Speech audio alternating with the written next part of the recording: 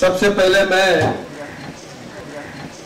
हृदय से आप सबको बहुत बहुत धन्यवाद देता हूं, आपका अभिनंदन करता हूं कि आपने बहुत दिल से और हृदय से जो मेरा स्वागत किया है, इसलिए मैं आपका बहुत बहुत ऋणी हूं, बहुत बहुत धन्यवाद देता हूं।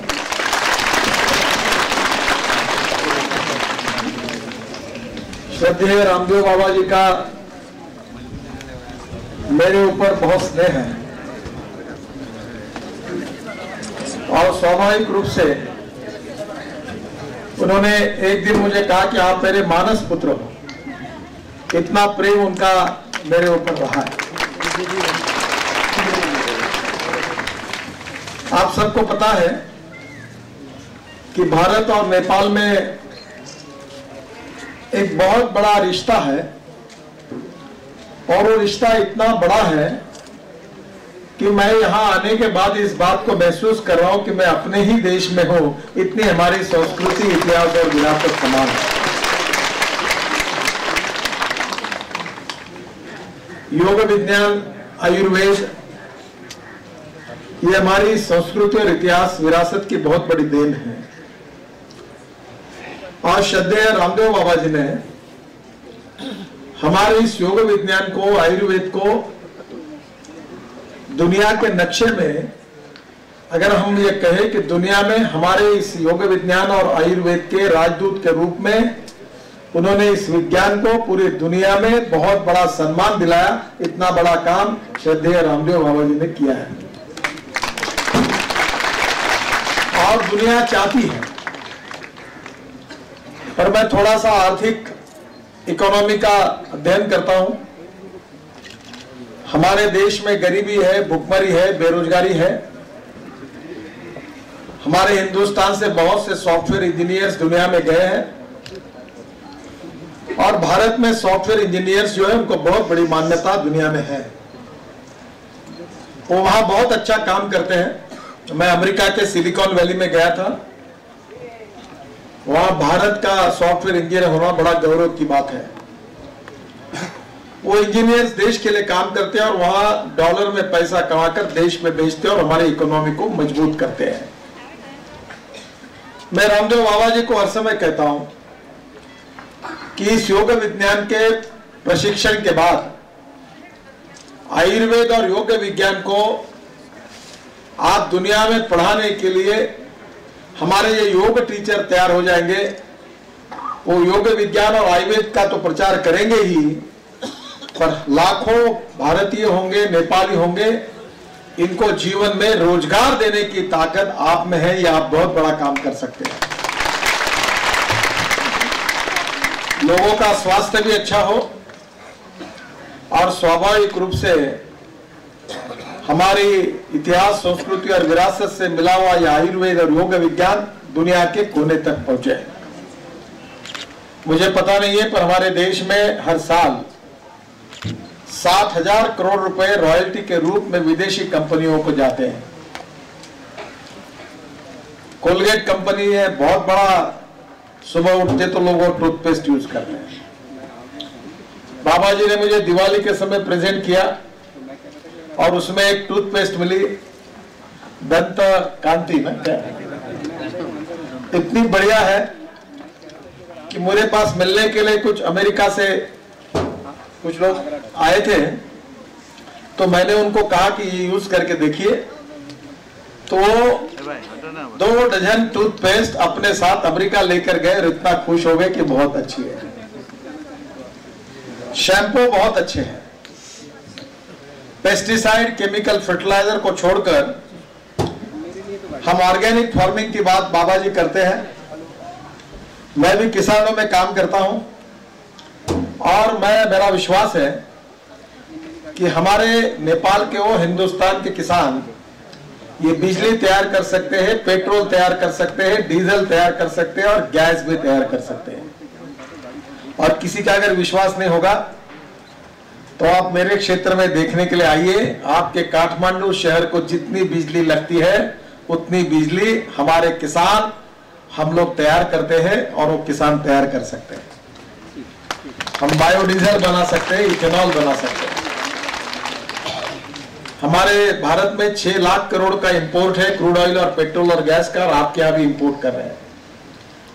अगर आप में, जैसे हमारे प्रधानमंत्री जी ने कहा है मेक इन इंडिया, वैसे मेक इन नेपाल वाली बात को अगर यहाँ उसी बात को अगर दोहराया जाएगा तो आपका इंपोर्ट कम होगा, एक्सपोर्ट बढ़ेगा, आर्थिक स्थिति सुधरेगी और बेरोजगारों को रोजगार मिलेगा और गरीबी दूर होगी।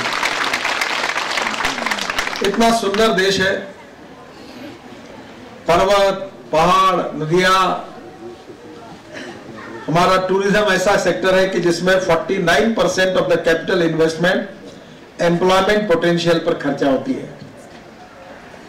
टूरिज्म ऐसा सेक्टर है कि इसमें सबसे ज्यादा जो पैसा लगता है उसको हमारे यहाँ के युवाओं को रोजगार मिलेगा।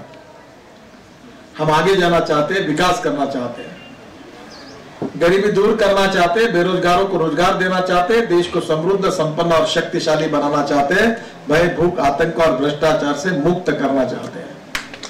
जो भारत चाहता है वही नेपाल चाहता है। और हमारे प्रधानमंत्री बार बार कहते हैं, स्वदेशी की बात करते हैं, आयुर्वेद की बात करते हैं।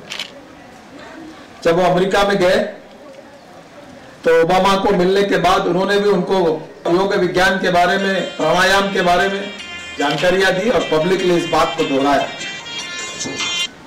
ये बहुत ताकतवान है। हमारी ताकत के बारे में जितना आत्मविश्वास हम सब के मन में होना चाहिए उतना नहीं है, उसकी कमी है। और इस कमी को अगर हम सुधारेंगे, ज्ञान विज्ञान और तंत्र विज्ञान का उपयोग करेंगे, क्योंकि मैं एक बार ये बात जब कह रहा हूं, मैं युवा हूं और नए पीढ़ी का प्रतिनिधित्व करता हूं। एक तरफ हमको आयुर्वेद भी चाहिए, मूल्याधिष्ठित पारिवारिक जीवन पद्धति, मूल्याधिष्ठित शिक्षा पद्धति जो संस्कारों के कारण हमारे व्यक्तित्व को, हमारे जीवन को समृद्ध और संपन्न बनाती है, ये भी हमारी संस्कृति की बहुत बड़ी देन है।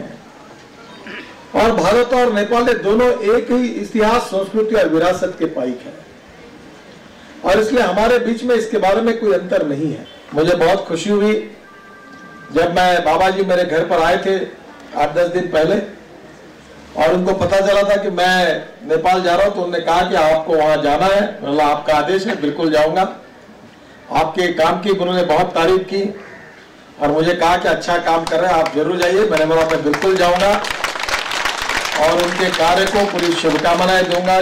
आदरणीय रामदेव बाबा जी के मार्गदर्शन में नेपाल में बहुत अच्छा कार्य शुरू है। 40,000 टीचर अभी मुझे कहा गया, मुझे बहुत खुशी हुई और मुझे लगता है कि ये कार्य और आगे बढ़ता जाएगा। भारत सरकार की ओर से भी हम भारत में भी इस कार्य का लगातार समर्थन कर रहे हैं, पूरा सपोर्ट कर रहे हैं और पूरी तरह से बाबा जी के साथ खड़े हैं। हरिद्वार के आश्रम के सामने हमारा नेशनल हाईवे जाता है। पुराने सरकार ने जानबूझकर वहां फ्लाईओवर कैंसिल कर दिया था। बाबा जी ने कहा, मैंने अधिकारियों को बुलाया, कहा नया फ्लाईओवर यहाँ बनाओ, बाबा जी के आश्रम का कोई नुकसान नहीं होना चाहिए। हम लोग सबको साथ लेकर चलना चाहते हैं।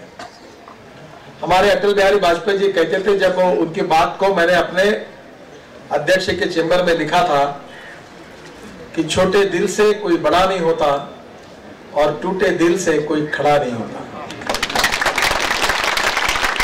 दिल बड़ा रखना चाहिए। अगर हमारा कोई विरोध भी करता है तो बड़े दिल से उसको माफ कर देना चाहिए, क्योंकि आगे उसको ध्यान में आ जाता है कि हमारी गलती हुई है। और इसलिए जो सच्चाई है वो सत्य है, वो यूनिवर्सल ट्रूथ है, वो उसको कोई नकारा नहीं सकता। जिस बात को लेकर परमादरणीय रामदेव बाबा जी के मार्गदर्शन में आप काम कर रहे हैं, इस कार्य को मैं हृदय से बहुत बहुत शुभकामनाएं और शुभेच्छाएं देता हूं और नेपाल की जनता से भी आह्वान करता हूं, सरकार से भी आह्वान करता हूं कि अब ऑर्गेनिक फार्मिंग फ्यूचर है। केमिकल, पेस्टिसाइड और फर्टिलाइजर अब पास्ट हो रहा है। अब आयुर्वेद, हमारी जो एलोपैथी है उससे आयुर्वेद, योग विज्ञान की तरफ लोगों का झुकाव बढ़ रहा है। हम रिसर्च करें इसमें, ताकि हम लोग दुनिया की कोई भी बड़ी से बड़ी बीमारी हो, इसका इलाज अच्छे तरीके से कर सके। बाबा जी ने बहुत बड़ा काम किया है। सरकार की ओर से भी इसको मान्यता मिलेगी तो लाखों लोगों को रोजगार भी मिलेगा, लोगों का स्वास्थ्य भी अच्छा होगा और जो एलोपैथिक मेडिसिन के कारण जो साइड इफेक्ट्स होते हैं वो इफेक्ट्स भी नहीं होंगे। सबका कल्याण होगा, सुखी समृद्ध संपन्न ऐसा जीवन होगा। मैं फिर से एक बार भगवान के चरणों में प्रार्थना करता हूं कि नेपाल की सभी जनता को, हमारी भाई और बहनों को आने वाला समय सुख समृद्ध और संपन्नता का रहे, उनको बहुत अच्छी आयु मिले और लगातार नेपाल प्रगति और विकास की ओर आगे जाए। भारत की सरकार पूरी ताकत और शक्ति के साथ आप सबके साथ पूरी ताकत से खड़ा रहेगा, यही विश्वास व्यक्त करता हूं। बहुत बहुत धन्यवाद।